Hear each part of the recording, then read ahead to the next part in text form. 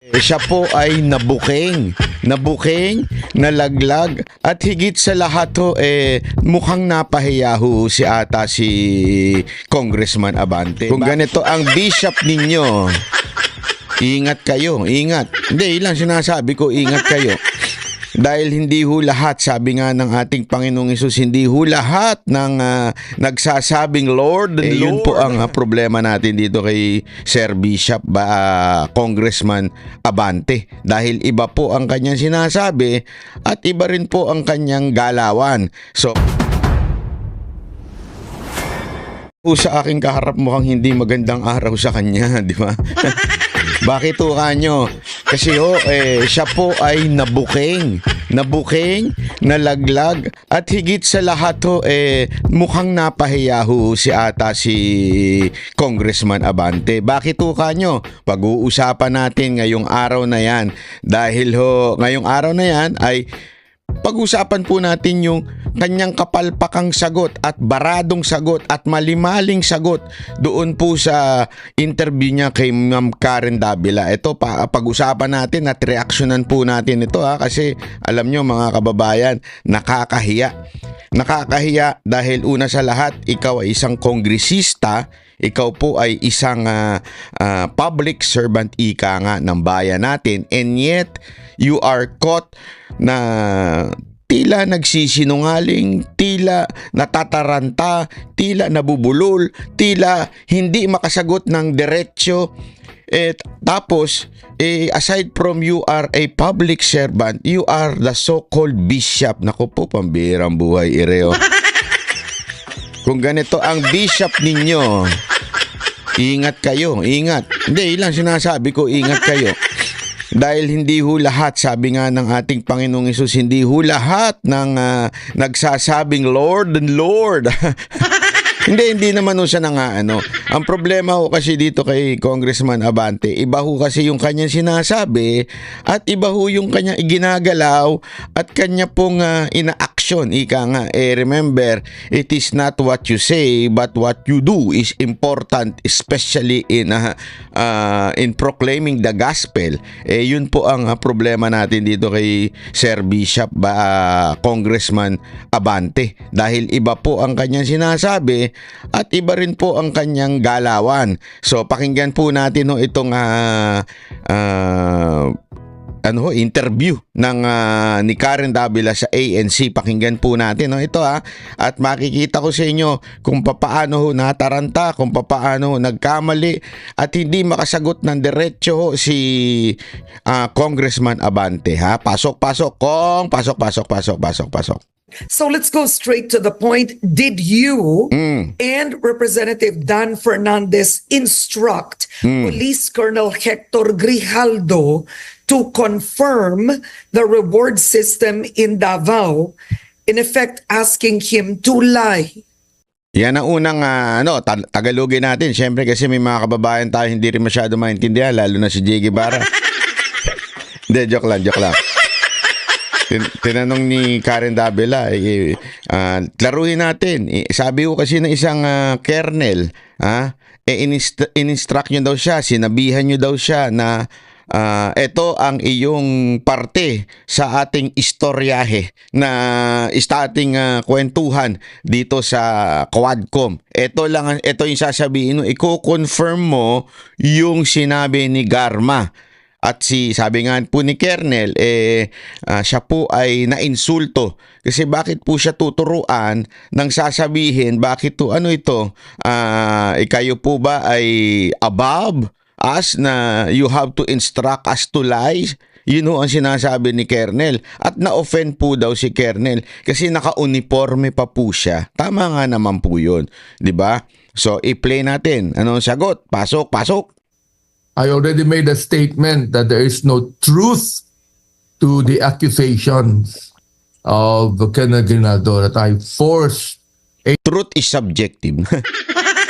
Hindi, kasi sasabihin mong there's no truth, pero sinasabi mo nagsisinungaling yung mama. anyone, or we forced anyone to sign any affidavit in exchange to favors or the possibility of promotion. At ang pinaka nakakatawa ho dito, yan po ay naganap kahapon ng umaga at yan po ay agad-agad nila. Sila ho dalawa ni Kong Fernandez. Although hindi ko na ho inaano si Kong Fernandez kasi alam mo sa totoo lang pag nagsalita si Kong Fernandez, naiirita ako.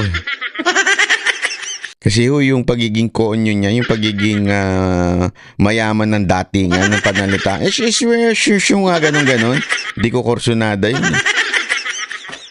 Pag alam mo, pinakinggan ko lahat ng kanilang mga interview, etong kanilang defensive na reaction, umagang-umaga talaga nagpa-interview sila, nagpa-unlock sila ng mga interview para ho mag-react ho dito sa kanilang di umanong alleged na kasinungalingan, di ba?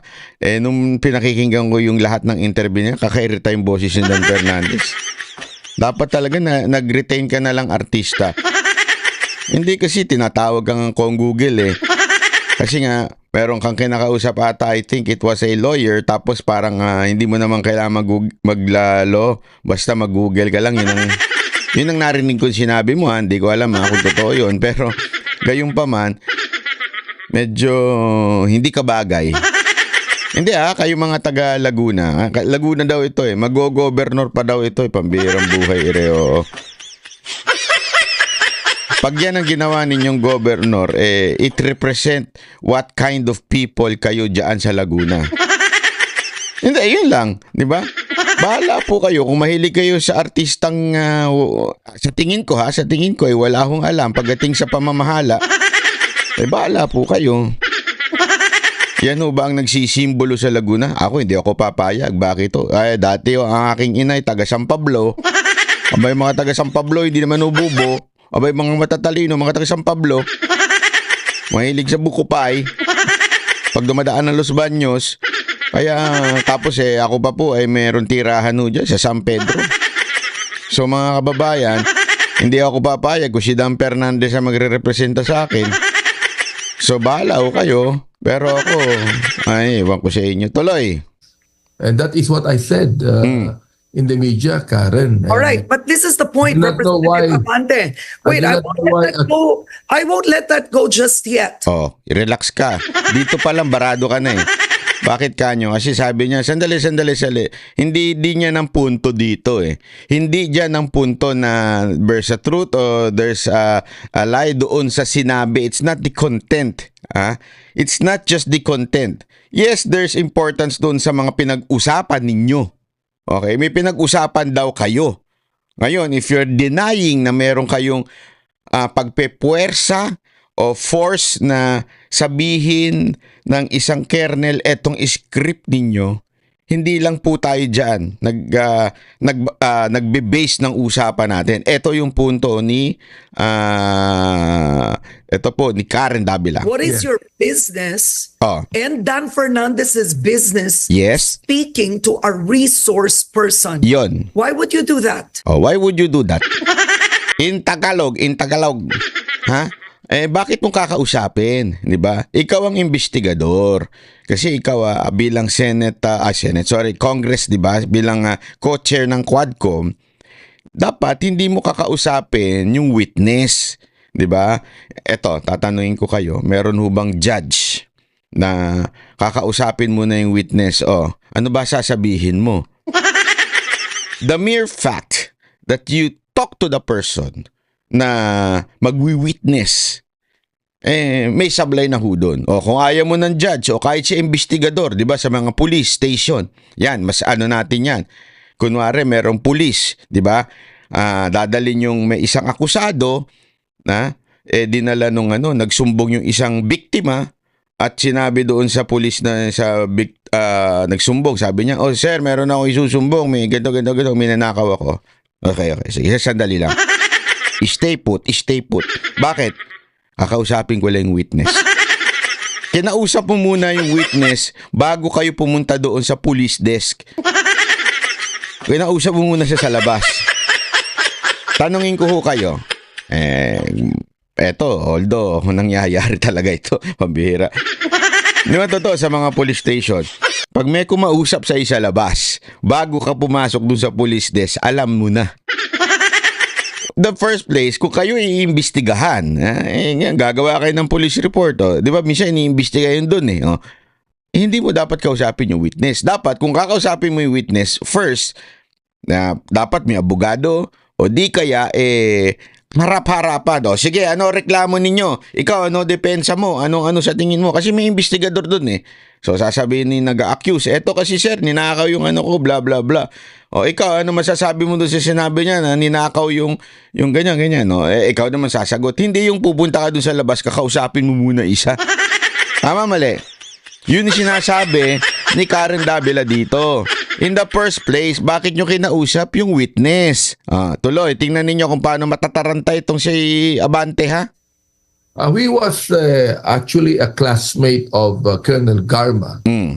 And Colonel Garma asked us if we can talk to Colonel Grijaldo because he has something to say.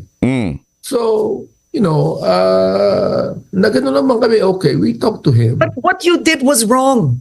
That immediately put color and bias into the resource persons. What is the business of two representatives? Yari ka doon, Abante. What you did was wrong. Nasupla ka ngayon, ha? Mukhang natuwa ako kay Miss Karen Davila ngayon, ha? What you did was wrong. Tama naman. Speaking to a police colonel who is meant to be under oath, give his testimony, you should not have spoken with him. Correct. No, he was not out under oath in the Senate, yes. But when we talked to him, we were talking to him in response to what Colonel Garma said. So, ang pinaka-alibay nito, sabi daw ni Colonel Garma, yung babaeng iyak ng iyak diyan, kausapin daw itong itong witness. Yan ang paulit-ulit na sagot ni Abante. Paulit-ulit niya sinasagot. Pero hindi niya sinasagot yung tanong. Maliho yun. Maliho yun, nakakausapin nyo witness. Yun ang sinasabi ni Karen Davila. Mali. Bakit? Bakit ninyo kinausap? Ang sagot na naman, dahil kasi kay Garma. So parang ang dating, kasalanan pa ni Dharma. Hindi ba? Kasalanan pa ni Garma na kinausap nyo. Kung kahit naman, utusan kayo ni Garma? Sunod-sunuran kayo kay Garma? Yun po ba ang, akala ko, sinuspend nyo nga yan, hindi nyo nagustuhan yung sagot, tapos kinabukasan, pinalitan